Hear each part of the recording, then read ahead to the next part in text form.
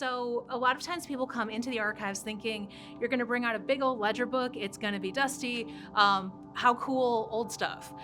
Yes, we have those things, but more importantly, we have things that are similar to kinds of things that people will use as tools when they're out in the field.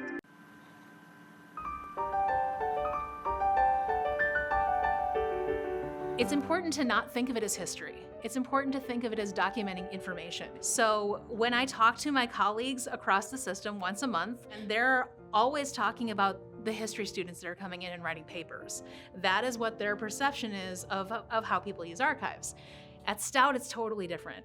Our students are using video footage that our students took to embed in films and to build upon. Our students are designing fonts based upon print materials that other students made years ago. So I really like the open pedagogy component of what I do, when people can look at the work of previous students and use it to inspire their current work. And when they can do that in a very career-specific and creative way, that's the best thing.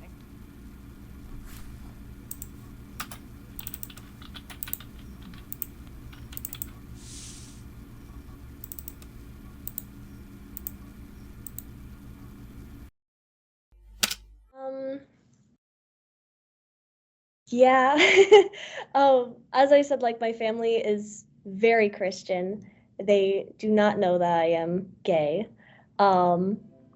So going home every time they see something related to the LGBTQ community, it's always some sneering comment, some little argument, and I either have to keep my mouth shut and like be safe, or say something and risk accidentally coming out to my parents.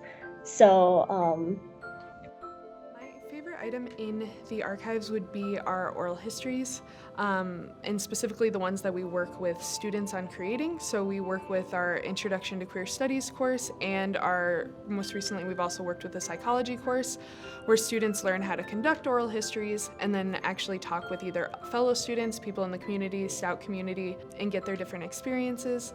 Specifically, the Intro to Queer Studies courses are really interesting because we don't have very much in our collections on queer history and the LGBTQIA+ experience at Stout, so this is a great way to get their voices and hear about their experiences.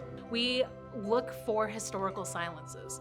We look for people who might not think that we would want things from them. We encourage people to use their own voices. We encourage people to say, if you give us the meeting minutes from your student org, or if you give us some pictures from events that you and your friends have attended on campus, and you're people who you think aren't normally represented, you're being able to control your narrative. You're being able to say, this is who I am and this is who we are. And their experiences are what make a university. So I think always collecting those voices and making sure their experiences are documented is going to be something that's really important, not only for the here and now, making students feel that they belong here and that they're welcome here, but also in the future to see the evolution of Stout as a whole.